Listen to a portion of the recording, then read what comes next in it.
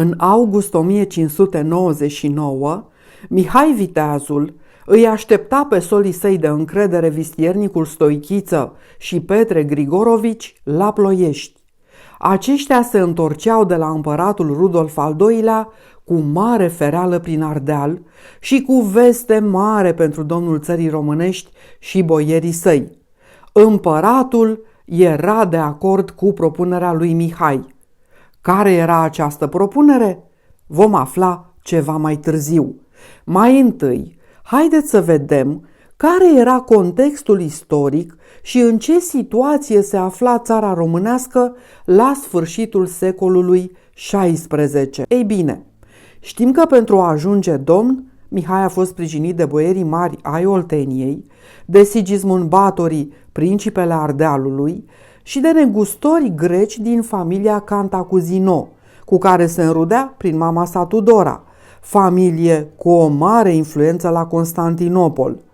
Dar cine erau acești boieri și cât de mult au influențat ei politica țării românești în timpul domniei lui Mihai?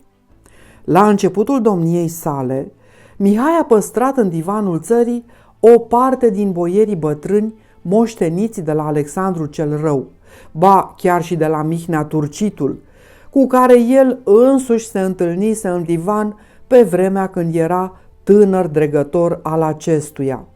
Vornicul Mitrea, logofătul Andrei, postelnicul Manță, comisul Pană, postelnicul Tudorache, spătarul Dumitrache ocupau diverse dregătorii încă din vremea vechilor domni. Mulți dintre aceștia erau de origine greacă. Desigur, domnul introduce în divan și boieri tineri, cu care se sfătuia îndeaproape, cum sunt cei trei frați din familia Buzescu, Radu Preda și Stroie, căpitanul de călăraș Ivan, comisul Radu Florescu, boieri care erau înrudiți cu el prin soția sa, doamna Stanca. În octombrie 1594 schimbă însă componența divanului și îi înlătură pe boierii cei vechi, la care găsește o mare opoziție cu privire la planurile sale de a începe lupta cu Imperiul Otoman. Îl păstrează lângă el pe marele logofăt Miroslav și îl ridică în rang pe un alt boier bătrân care se chema Chisăr, boier de viță veche, care aveau relații de rudenie cu toate marile familii boierești din Oltenia. Și se mai întâmplă ceva. Sub presiunea boierilor mari, Mihai este nevoit să renunțe la toți grecii din divanul țării românești.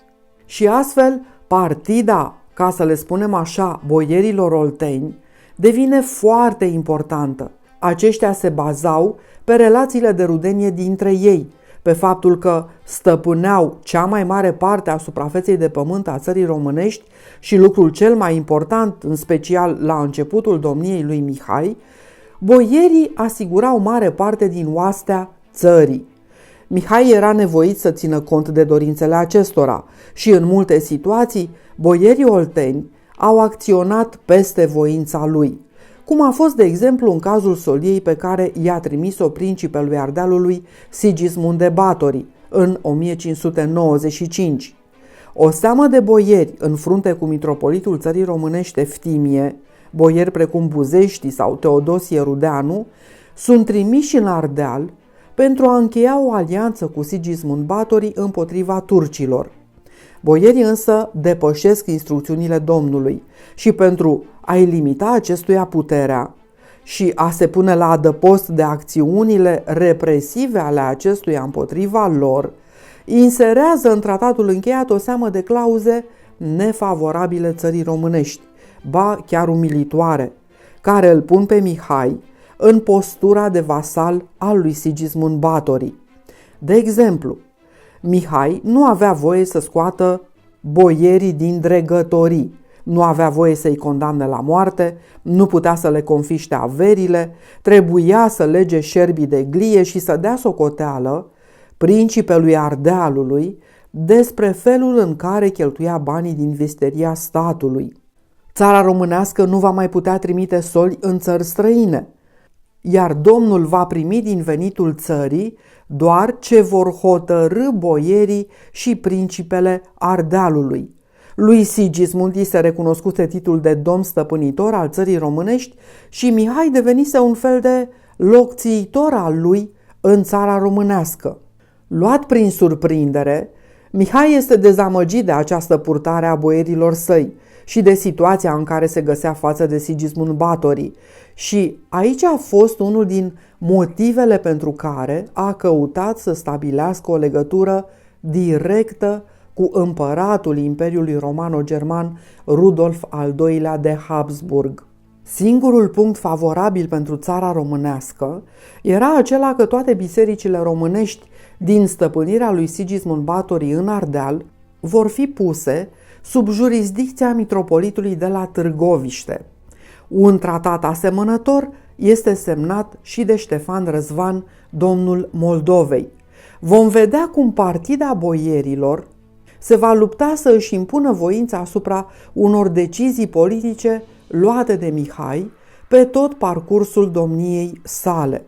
Sunt istorici care consideră că prin semnarea acestor tratate, care aduc împreună Ardealul, țara românească și Moldova, putem vorbi de prima unire între cele trei provincii românești sub domnia lui Sigismund Batorii și că cei doi domnitori, Ștefan Răzvan în Moldova și Mihai Viteazul în țara românească, funcționau ca niște guvernatori sub tutela principelui Ardealului. Dar să vedem cum a reacționat Mihai la această situație. Luat prin surprindere, acesta este dezamăgit de purtarea boierilor săi și de situația în care se găsea țara românească față de Sigismund Batorii.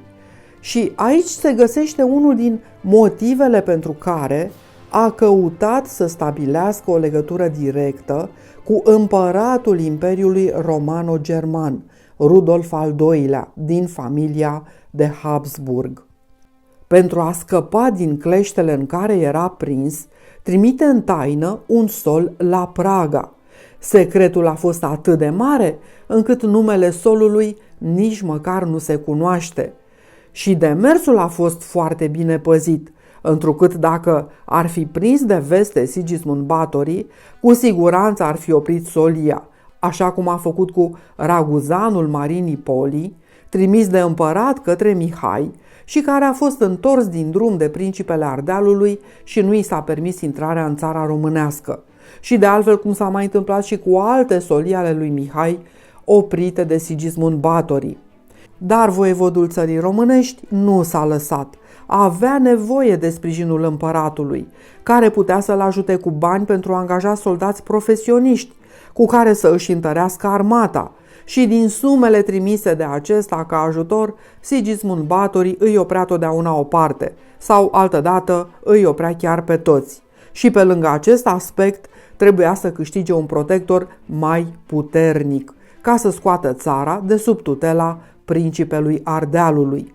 După bătălia de la Călugăreni și alungarea turcilor peste Dunăre în octombrie 1595, Sigismund, care venise în ajutorul lui Mihai cu o armată de 13.000 de ostași, formată din secui, cavaleri veniți din Toscana, din Germania și un corp de oaste trimis de Ștefan Răzvan, domnul Moldovei, principele Ardealului renunță la clauza care îi permitea să controleze visteria țării românești și îi acordă totală libertate lui Mihai de a dispune de banii țării așa cum va crede el de cuvință. Așa după cum era de așteptat, Sigismund s-a lăudat peste tot în lumea creștină cu această victorie, considerând că a fost a sa, în timp ce cronicarul turc Mustafa Naima nici nu pomenește de principele Ardealului și de oastea cavalerilor europeni, ca și când nici nu ar fi existat. Și în centrul mențiunilor sale se află Mihai. Apostatul și blestematul Mihail a ieșit din păduri, spunea Naima, și despre turci că o asemenea retragere dezastruoasă și înfrângere n-a mai fost pomenită în istorie. În anul 1596, Mihai încă încerca să facă rost de bani pentru a angaja mercenari. Țara românească era prădată de tătari și făcea față cu greu, sprijinit în special de cetele de haiduci balcanici conduse de comandantul său credincios, Baba Novac. Așa că pleacă la Sigismund Báthory la Alba Iulia și încearcă să obțină de la acesta sprijin împotriva turcilor.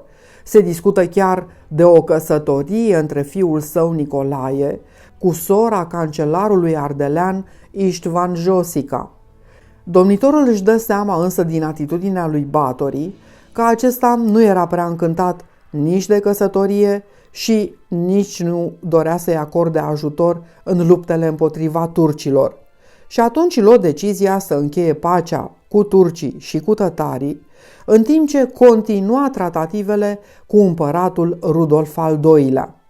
Baltazar Walter cel tânăr, silezianul, care a scris o biografie a prințului Valah apărută în anul 1599, spune: și în adevăr, alta, ce era să facă Mihai pentru supușii cei mai rămăseseră în viață, după ce cetățile sau palatele erau dărâmate, orașele și satele aproape devastate, mai multe mii de oameni robiți și toate merindele pe un an întreg erau consumate. Țara românească era într-o situație foarte grea. Mihai mută capitala de la București la Târgoviște pentru a fi mai protejată de năvălirile tătarilor și turcilor și puținele cetăți existente, Brăila, Giurgiu și Turnu, se aflau acum în mâinile otomanilor. Relieful plan era favorabil incursiunilor cetelor tătare și turce în raiduri furtunoase pentru Jaf și Pradă. Mihai și boierii erau conștienți de aceste neajunsuri și acesta îi scria ducelui de Toscana: am luptat fără cetăți, nici castele, nici orașe, nici cel puțin o casă de piatră unde să mă retrag, ci abia am avut una singură pentru locuință. Este un alt motiv pentru care Mihai și boierii săi se uitau spre Ardealul apărat de munții Carpați și de numeroasele biserici și cetăți fortificate. Știm foarte bine că cei mai mulți domnitori români, când erau maziliți de sultan, treceau munții în Ardeal pentru a scăpa de securea Gâdelui. Mihai continuă lupta pentru recucerirea cetăților Brăila și Giurgiu și în anul 1595 reușește acest lucru, dar era prea puțin. Țara era în continuare foarte expusă. După mai multe solii trimise împăratului, fără știrea lui Sigismund Báthory evident, Mihai obține de la acesta bani pentru 4.000 de oșteni, călări și pedeștri înzestrați cu arme de foc. Banii urmau să fie livrați trimestrial. A fost un pas important pentru domnitorul țării românești, care putea să-și completeze armata cu trupe de mercenari, obișnuite cu un stil de luptă modern și care foloseau tehnici de luptă și arme dintre cele mai noi. Legătura directă cu Rudolf al II-lea îi schimbă atitudinea față de Sigismund Báthory și la invitația acestuia de a participa în calitate de vasal la dieta ardeleană, îl refuză, sub pretextul că nu poate lipsi din țară de frica invaziei otomane. Evident că Sigismund avea cunoștință despre tratativele lui Mihai cu împăratul Rudolf și retrage din țara românească ostașii pe care îi pusese la dispoziția domnitorului și reușește în câteva rânduri să intercepteze banii pe care îi trimitea împăratul și să îi rețină. În această conjunctură intervine pe scena politică un actor foarte important, Polonia, care se păstrase în afara ligii creștine și pentru care intrarea Moldovei sub suzeranitatea lui Sigismund Báthory și a Imperiului Romano-German condus de Rudolf al II-lea din Casa de Habsburg însemna pierderea unei rute comerciale importante care îi asigura acesteia ieșirea la Marea Neagră. Ori o rută comercială însemna bani în visteria țării. Cunoaștem legăturile foarte puternice dintre Moldova și Polonia pe parcursul istoriei și ieșirea Moldovei din sfera de influență poloneză și apropierea prin Sigismund Báthory de Habsburgi, reprezenta o problemă pentru Uniunea Statală Polono-Lituaniană, cum era la acea vreme, în care regele de origine suedeză, Sigismund al III-lea, se supunea hotărârilor luate de reprezentanții aristocrației poloneze, care îl numiseră cancelar pe marele hatman Jan Zamoyski, un mare patriot, reprezentant al nobilimii vechi poloneze. În august 1595, Zamoyski cu oastea sa, la care s-au aliat și boierii pribegi moldoveni, care știm că fugeau în Polonia, intră în Moldova și îl pune pe fugă pe Radu Șerban, numindu-l domn pe Ieremia Movilă. Pentru Mihai, aceasta nu a fost o mișcare favorabilă. Ieremia Movilă era foarte apropiat de polonezi, cu ajutorul cărora spera să îl poată scoate din domnie pe Mihai Viteazul și să îl aducă în țara românească pe fratele lui, pe Simion Movilă. Și în această luptă pentru influență între Habsburgi și polonezi s-a mai întâmplat un fapt important. Principele Ardealului Sigismund Báthory renunță la coroana Ardealului pentru câteva ducate în Silezia și împăratul devenea suzeran direct, intenționând să îl numească pe fratele său Maximilian principe. Ca urmare, în aprilie 1598, Rudolf al II-lea trimise în țara românească o solie pentru a încheia un tratat direct cu Mihai Viteazul, ceea ce s-a și făcut la 9 iunie 1598 la Târgoviște. În acesta se prevedeau următoarele. Împăratul era recunoscut ca suzeran al țării românești. Mihai se obliga să lupte împotriva turcilor. Rudolf al II-lea se obliga să-i plătească leafa pentru 5.000 de mercenari și mai târziu pentru alți încă 5.000. Mihai avea statutul de domn independent, cu drept de ereditate în familia lui. I se asigura o cetate în Ardeal, cetatea Făgărașului, pentru a se adăposti împreună cu familia. Și împăratul garanta libertatea religiei ortodoxe. Altceva față de tratatul încheiat de boierii lui Mihai cu Sigismund Báthory. Și Mihai jură credință împăratului, dar, cum nimic nu este sigur pe lumea asta, peste 2 luni Sigismund Báthory se reîntoarce în Ardeal și nobilii maghiari îl realeg principe în dieta de la Turda. Și comisarii împăratului lăsați să guverneze țara până la venirea principelui Maximilian sunt arestați. Amenințarea otomană și gândul că Sigismund Báthory a luptat alături de el și susține creștinătatea împotriva necredincioșilor, îl determină pe voievodul Mihai să facă demersuri pe lângă împărat pentru a-l împăca cu principele Ardealului. Chiar dacă v-ar fi greșit cu ceva, să-i arătați părintească îndurare și să nu respingeți un atât de bun servitor al măriei voastre și al întregii creștinătăți. Împăratul i-a răspuns neîncrezător că ar trebui să se ferească de intrigile lui Sigismund Báthory. Este clar faptul că pentru Mihai interesele creștinătății erau înaintea resentimentelor personale, ceea ce ne arată o viziune politică incredibilă și superioară celei a tuturor principilor care îl înconjurau. Consecvent convingerilor sale, domnitorul țării românești, deși se afla într-un moment de pace cu turcii și tătarii, când aceștia atacară cetatea Oradei în septembrie 1598, îl trimise în ajutorul lui Báthory pe un boier al său, Aga Leca, cu 1500 de oșteni. Și astfel, cetatea nu s-a deschis în fața păgânilor.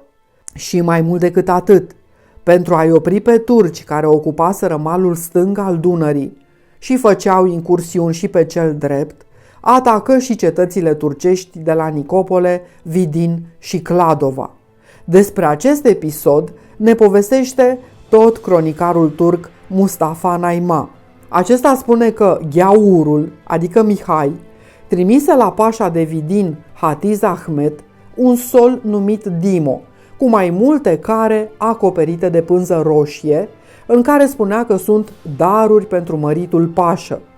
Turcii se strânseră cu toții curioși să vadă ce daruri sunt acestea, în timp ce Mihai, în fruntea a 6500 de ostași, îi atacă și după ce cucerește cetatea, descarcă așa zisele daruri trimise, care nu erau altceva decât tunuri, și bătu cu ele noastea turcească pe care o puse pe fugă.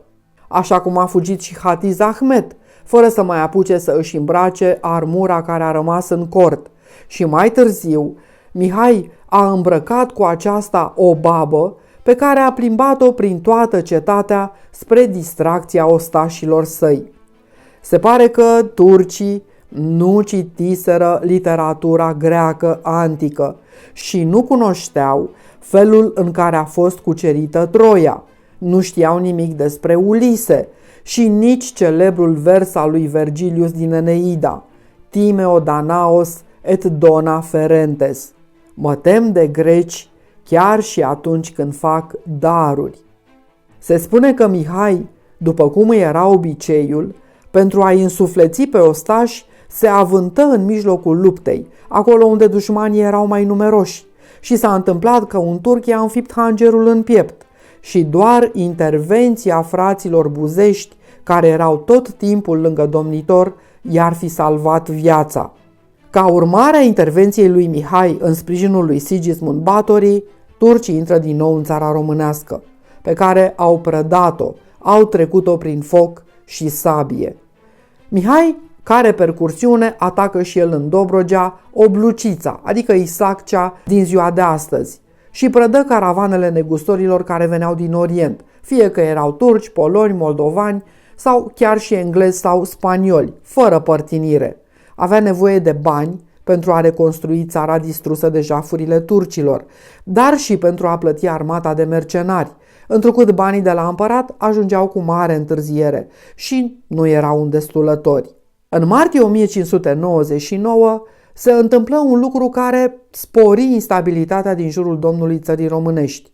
Sigismund Báthory abdică din nou și îl impune ca principe al Ardealului pe vărul său, cardinalul Andrei Báthory. Această numire schimba cu totul raportul de forțe și configurația alianțelor între statele din zonă. Andrei Báthory era foarte apropiat de hatmanul polonez Jan Zamoyski. Acesta scoase Ardealul din Liga Creștină și încheie un tratat cu Polonia și cu turcii, de care împăratul nu știa. În felul acesta, Mihai Viteazul rămăsese izolat. Împăratul era departe și suzeranitatea lui asupra Ardealului și asupra Moldovei încetase. Ardealul, Moldova și Polonia erau acum în pace cu necredincioșii și Ieremia Movilă uneltea pentru aducerea fratelui său Simion, domn în țara românească. Zilele lui Mihai erau socotite. Și atunci, după mare sfat cu boierii țării, au hotărât că doar un gest curajos ar fi putut salva țara românească de a ajunge din nou sub suzeranitatea otomană. Și acesta presupunea cucerirea Ardealului. Mihai îi trimite o solie de taină împăratului, prin oamenii săi de încredere Stoichiță Vistiernicul și Petre Grigorovici, și, pentru a adormi suspiciunile lui Andrei Báthory, încheie un tratat de vasalitate cu acesta. Avea nevoie de timp să pună totul la cale. Și am ajuns în punctul în care am început acest material.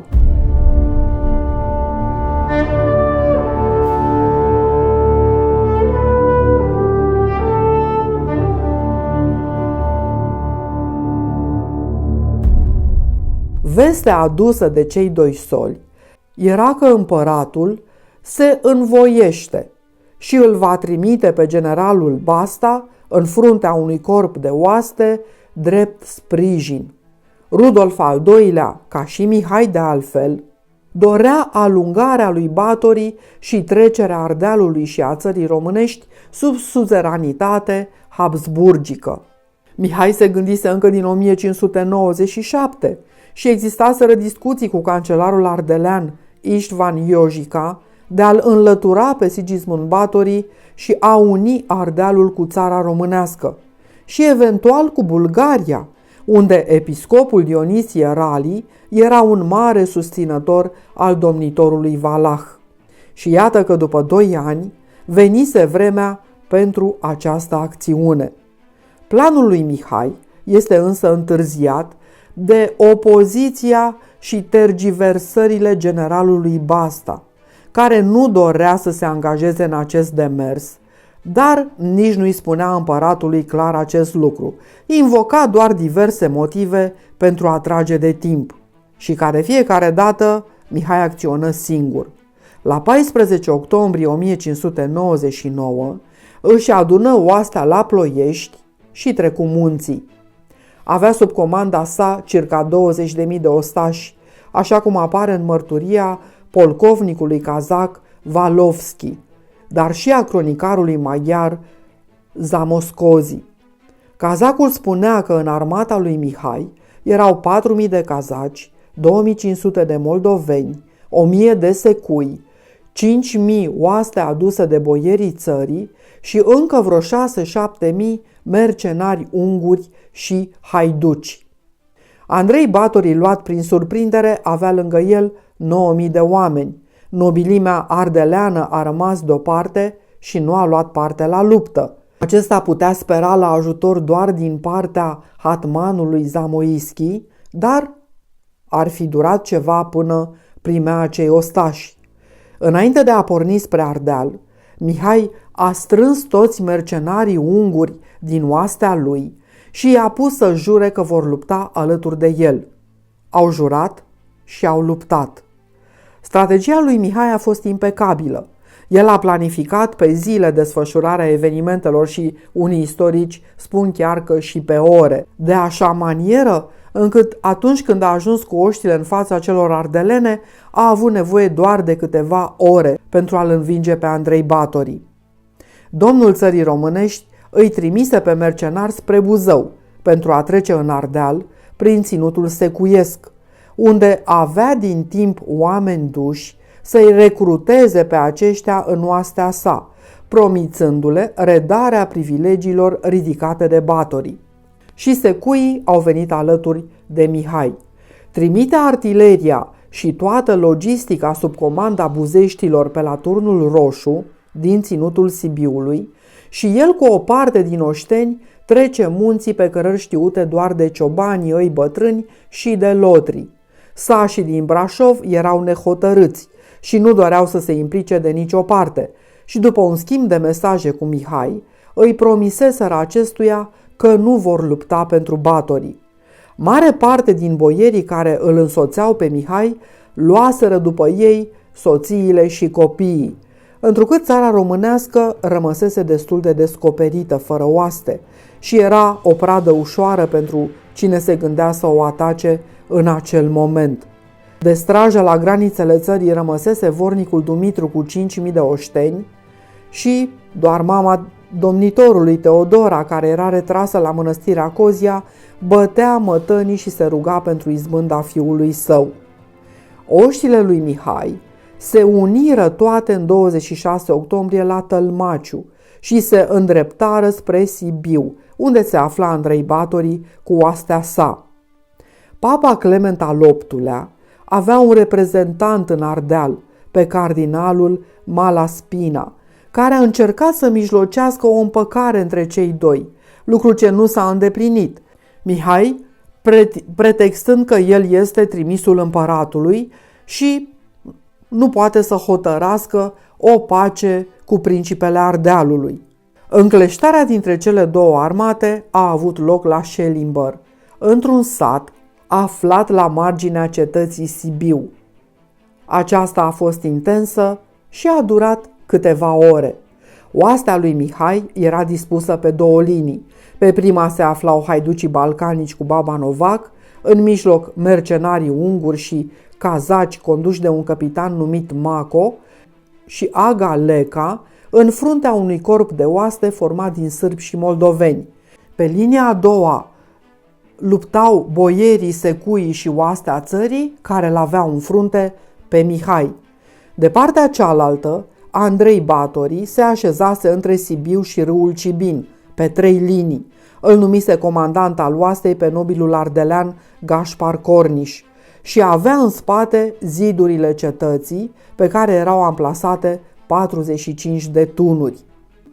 Atacul este început din flancul stâng de Baba Novac, la ora 9, care este urmat de mercenarii unguri și cazaci. Iar trupele ardelene, din prima linie, resping acest atac și în sprijinul lor intervine și linia a doua a oastei ardelene. Corpul de oaste condus de Baba Novac se afla într-o situație dificilă. Haiducii începuseră să se retragă. Atunci Mihai intervine în luptă în fruntea oastei țării și a boierilor. Totul s-a terminat la 4 ore după miezul zilei. Trupele cardinalului au fost înfrânte. Comandantul oastei Gașpar Corniș a fost luat prizonier. Andrei Batorii fuge spre munți cu gândul de a se retrage în Moldova, dar este prins și decapitat de secui. Și la 1 noiembrie 1599, Mihai Viteazul intra în cetatea Alba Iulia. Era călare pe un cal roib, îmbrăcat cu o manta albă, pe care se vedeau cusuți cu fir de aur chipuri de șoimi. Avea o tunică din aceeași materie și ciorapi de mătase albă.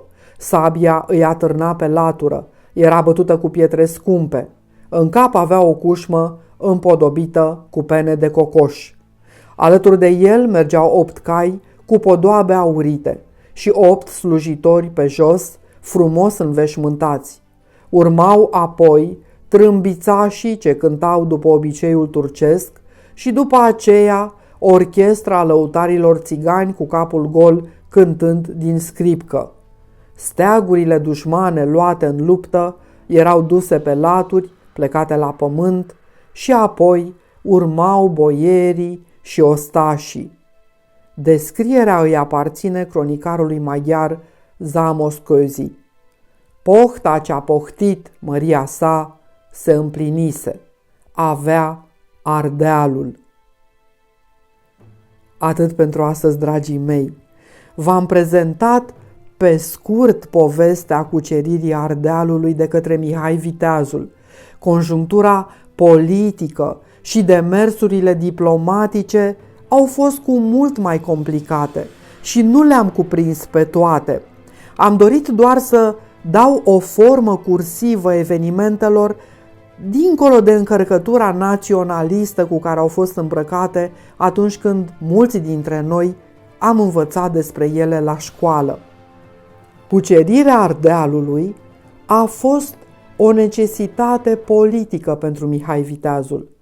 Voi ce părere aveți? Vă mulțumesc fiindcă mă urmăriți. Vă aștept în secțiunea de comentarii cu păreri despre cele prezentate. Și până data viitoare, nu uitați că vă pup, vă iubesc și vă doresc o viață frumoasă.